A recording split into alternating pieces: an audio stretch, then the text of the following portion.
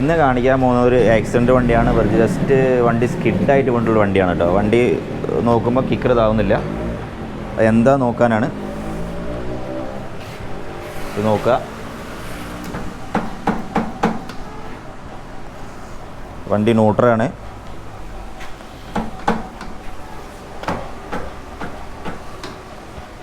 Full സ്റ്റക്കാണ്. അപ്പോൾ എന്താണെന്നുള്ളത് കാണിച്ചു തരാനാണ്. എന്തായാലും കംപ്ലയിൻസ് നമ്മൾ ഒന്ന് അയച്ചു നോക്കാം കേട്ടോ. ഞാൻ തൊലഹത്ത് റോയൽ കസ്റ്റമേഴ്സ് കാവൻ്റെ. ഓക്കെ, നീ വന്നോ.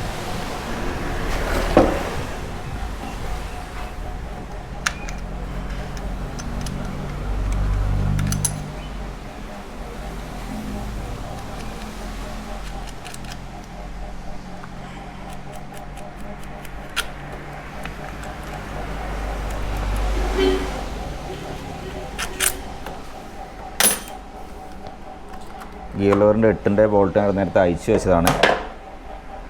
പിന്നെ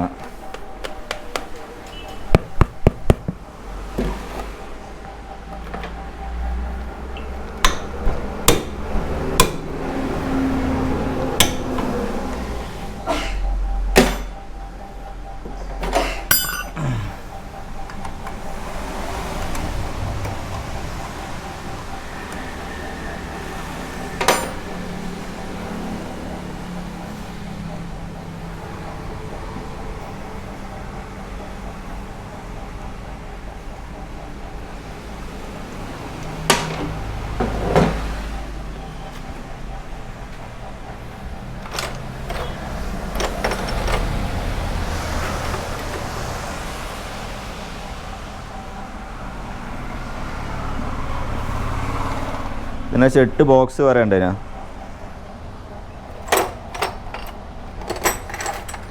അവിടെ ഉണ്ടോ?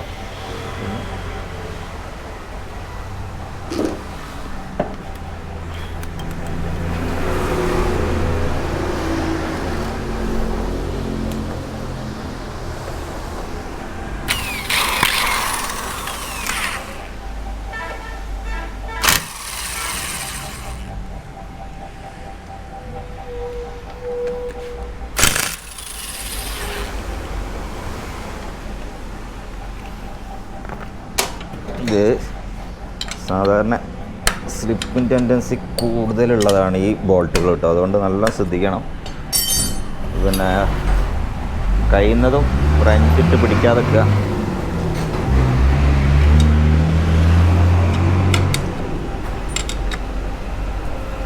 ഒന്ന് ലൂസാക്കിയതിന് ശേഷം പിടിക്കുക കേട്ടോ. ചിലപ്പോഴേ ഒറ്റ തിരിഞ്ഞ് കഴിഞ്ഞാൽ പിന്നെ നമുക്ക്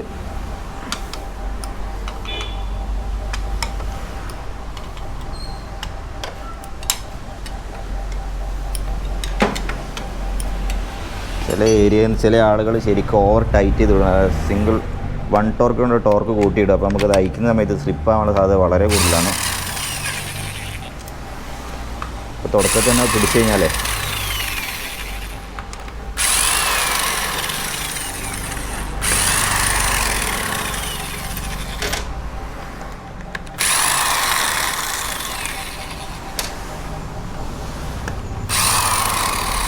ടൈറ്റ് ചെയ്യാനൊരിക്കും ഒരു 5 ഉപയോഗിക്കാതിരുന്നു കേട്ടോ.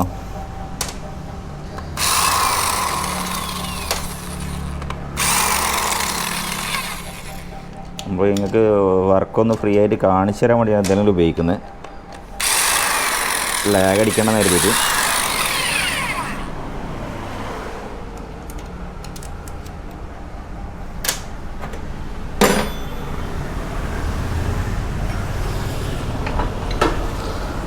പൊരിച്ചൊന്നും ചരിച്ച് വെക്കാം, കാരണം ഓയിൽ കൂടുതലും കൊണ്ട് വരാതിരിക്കാൻ.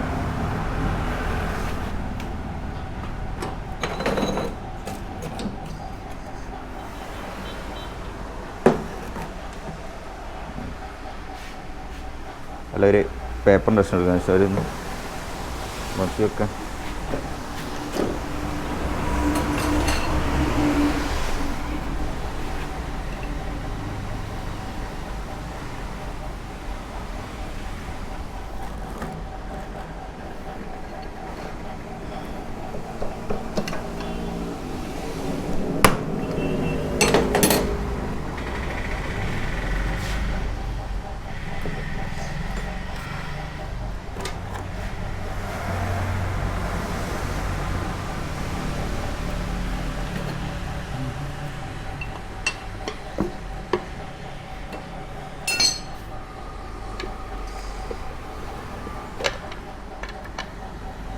ഷുവോ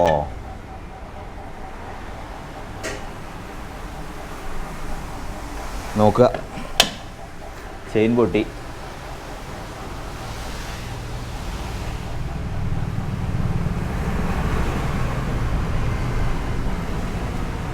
വൺ ബ്രേക്ക് ക്ലച്ചിൻ്റെ ബോൾട്ട് വൈഞ്ഞ് ചാടി.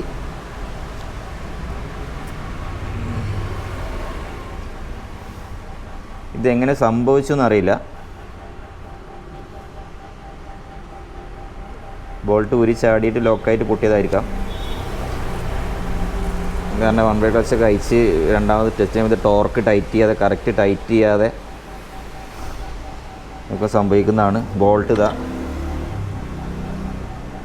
ബോൾട്ടൊക്കെ ശരിക്ക് കണ്ടോ എറിഞ്ഞ് ഇവിടെ തട്ടിയിട്ട് ഇങ്ങനെയാണ് ചെയിൻ പൊട്ടിയത്. ഇങ്ങനെയാണ്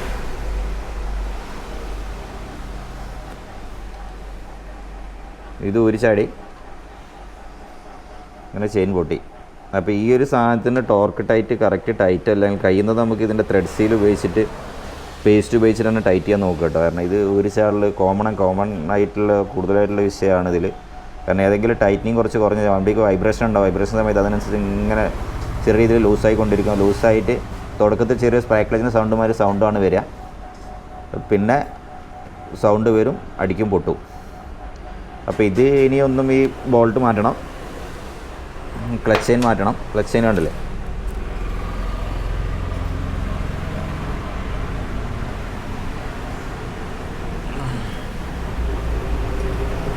നമ്മൾ ഈ ഭാഗത്ത് നിന്ന് ഏതെങ്കിലും രീതിയിൽ എഞ്ചിൻ ഒരു ഒരയുന്ന മാതിരി എന്തെങ്കിലും സൗണ്ട് വന്ന ഉടനെ തന്നെ അയച്ചിട്ട് നമ്മൾ പിന്നെ കമ്പനി തീർക്കണം കേട്ടോ. ഈ ഭാഗത്ത് വൺ ബ്രേക്ക് ക്ലച്ചിനാന്ന് കരുതിയിട്ട് നമ്മൾ പെട്ടെന്ന് ഒഴിവാക്കി ഇവിടെ ഇത് ചെറിയ പ്രശ്നമായിക്കെന്ന് കരുതിയിട്ട് ഈ ഒരു വിഷയം കൂടുതലായിട്ട് വരുന്നതുകൊണ്ട് തന്നെ ഇത് കേസ് പൊട്ടിയിട്ടില്ല. വലിയ ഭാഗം ചാനൽ ലോക്കായി കഴിഞ്ഞാൽ കേസൊക്കെ പൊട്ടിപ്പോവും. അതിന് മുമ്പ് ചെയിന് പൊട്ടി. അതുകൊണ്ട് പിന്നെ ഒന്നും ചെയ്യാനില്ല. അപ്പോൾ ഇതിന് ചെയിൻ മാറ്റിയിടുക, ആ ബോൾട്ട് മാറ്റുക, അതേ സൊല്യൂഷനുള്ളൂ. അപ്പോൾ ഇതായിരുന്നു ആ തട്ടിയ സമയത്താണ് വണ്ടി ആക്സിഡൻ്റ് ആയതിനു ശേഷമാണ് ഇങ്ങനെ ആയെന്ന് അവർ പറഞ്ഞത്. പക്ഷേ അതിൻ്റെ മുന്നേ ഇത് സംഭവിച്ചിട്ടുണ്ടാവാം. ചിലപ്പോൾ ഇത് ലോക്കായിട്ട് വണ്ടി വീണിട്ടുണ്ടാവുക, അതും അറിയില്ല. വണ്ടി പെട്ടെന്ന് ലോക്കായിട്ട് സ്കിഡായി എടുക്കാൻ സാധ്യത ഉണ്ട് ഇത് പൊട്ടിയതിന് ശേഷം. അങ്ങനെ അത് വരഞ്ഞ് വീണെന്ന് അങ്ങനെ ആയിരിക്കും വണ്ടി വീണിട്ടുണ്ടാവാൻ എനിക്ക് തോന്നുന്നു. അല്ലാതെ വേറെ സാധ്യതയില്ല. അല്ലാതെ വണ്ടി ആക്സിഡൻ്റായി തട്ടിയെന്ന് കരുതിയിട്ട് ഒരിക്കലും ഇങ്ങനെ സംഭവിക്കില്ല. ഇത് ഒരു ചവിടിന് മാത്രമേ സംഭവിക്കുള്ളൂ. അപ്പോൾ ഇതാണ് ഇതിലുള്ള വിഷയം. അപ്പോൾ ഇതിന് സോൾവ് ചെയ്യാന്നുള്ള സാധനം മാറ്റുക എന്നുള്ളത് വേറെ ഒന്നുമില്ല. വേറെ ഇതിൽ വേറെ കാര്യങ്ങൾ ശ്രദ്ധിക്കാനൊന്നുമില്ല. ചെയിൻ മാറ്റുക, ബോൾട്ട് മാറ്റുക. ടെൻഷനർ പോയിട്ടില്ല, ടെൻഷനർ ഓക്കെയാണ്.